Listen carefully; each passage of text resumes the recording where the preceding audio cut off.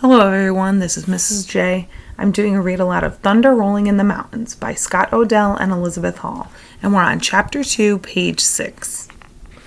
At dawn, the wind no longer blew from Hawk's Peak. It blew from all three of the towering peaks down upon our village. No fires burned outside that morning because of the wind. I went through the great lodge and divided the cow's fruits we had gathered. I told my father about the white people who were living in the cabin on one of the creeks that fed Wallowa River, how they were digging gold. I said nothing about the hole I had shot through the woman's copper pan. "They're the first, but more are on the way," he said. Often he talked to me, for he had no sons. Unlike the other girls in our village, I often talked back. "We will stop them. Here we stand," I said. I felt angry when I thought of white people cutting the trees and planting wheat where the horses and cattle roamed. "No, daughter, we're few and they are many. They're locusts and they'll devour us. Not if we stand and fight. If we fight, they will devour us all the quicker." My father turned his back, which meant that he would not listen to another word. His mind was made up. "I do not like this wind," he said. "It sounds like many horses running." Joseph, my father, son of old Joseph, was the honored chieftain of the Nimipu. He was their chieftain because he could see far away into the land of the suns and moons that had not risen yet. At the snowflakes before they fell, the small green worm deep in the ruddy apple, the thought before it is spoken. He was a kind, gentle man, for me too kind with the whites. He was not a warrior.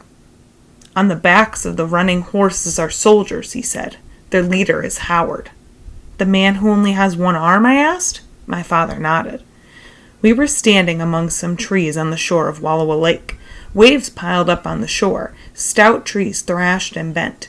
The mats around the bottom of the lodge flapped like birds ready to fly away. My father stood tall and broad-shouldered.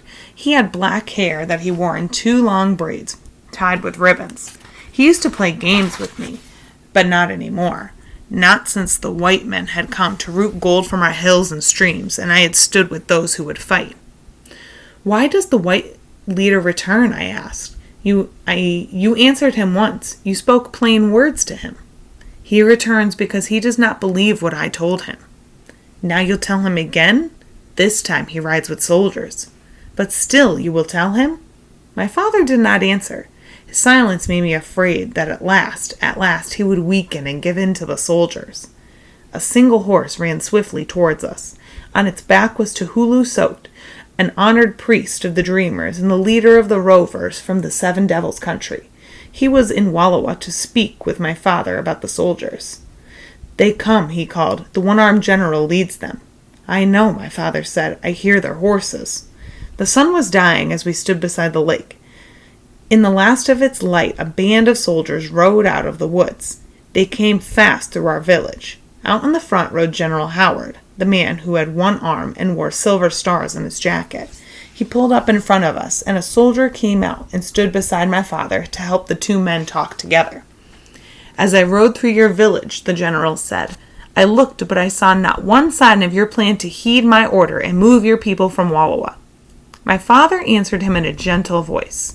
"We have decided not to move to Lapwai, this other place. It is small and far away. It has little grass to feed our many horses." "You have 1,000 horses, Chief Joseph," General Howard said. "You have 1,000 horses. You have more horses than you can ever use or sell." My father said, "I have been to Lapwai to look. There are Indians living in Lapwai already. I saw 3 lodges and many teepees." "I will move them," the one-armed general said. "Everyone will be moved, and there will be much room in Lapwai." "That is not good to drive people from their homes," my father said. A furious gust of wind bore down upon us. The general's beard blew straight out. The two men stood and stared at each other. In a tangle of trees behind them, 3 men, 2 of them in red jackets, were watching. They had ridden up silently. I knew all of them. The redcoats were warriors who had sworn to fight General Howard and his soldiers to the death. Their leader was Walitits. He hated the whites because his father was murdered by a white man who had never been punished for the crime. Red Moccasin Tops, his cousin, hated the whites for the same reason. They lived for the day that they would take revenge. They wore their red jackets as a warning sign to the whites of the revenge that would come. To one side among the trees stood a tall young man, his hair piled up on the top of his head, and a leather band painted with flying birds tied tightly around his forehead. Swan Necklace was cousin to both redcoats, but I knew only to guard their horses. He didn't hate the soldiers or the white settlers or anyone else, not even his own father, who called him an idler and sometimes knocked him down with a sharp cuff on the ear. He would get to his feet again, brush the dirt from his jacket, and smile. The last time his father, old 2 Moons, gave him a thrashing, I was watching. It was 3 suns ago, early in the morning. Swan Necklace had been away all night in the mountains. He went to the mountains to gather baskets of earth, all the colors of earth, yellows and reds and blues. He mixed the colors with something that looked like water, but was really a secret of his own, and painted pictures of the sun and the moon, of birds and deer and buffalo. He painted the pictures on dresses and jackets, on mats and skins if the owners wanted them. The paint never rubbed off or faded. As soon as Swan Necklace slid off his horse, the morning he came back from the mountains, his father grabbed the baskets of earth and scattered them on the ground. "Listen, idler of all the hills and valleys and meadows in this realm of the living," he said. "Listen to me." His son listened and smiled a little, but more to himself than to 2 Moons. "Death stalks the land of wandering waters," his father said. "We are surrounded by soldiers who are here to drive us from our homes or to kill us. Our young warriors, you know them all, many are your relatives, have armed themselves and stand ready to face the soldiers, to die, and here you come riding in from the mountains with the dirt to paint pictures." He gave Swan Necklace a shove that sent him sprawling. He stood over him and said, "I gave Red Moccasin Tops and Walliteets the blankets from which they made their red jackets. Now I give them my son to take care of the horses. I have spoken to them. They will expect you as a horse holder. Now go and talk about the horses." Swan Necklace got to his feet, but he hung back and did not leave us. His father said, "You have no choice. Go, or I'll banish you from the clan.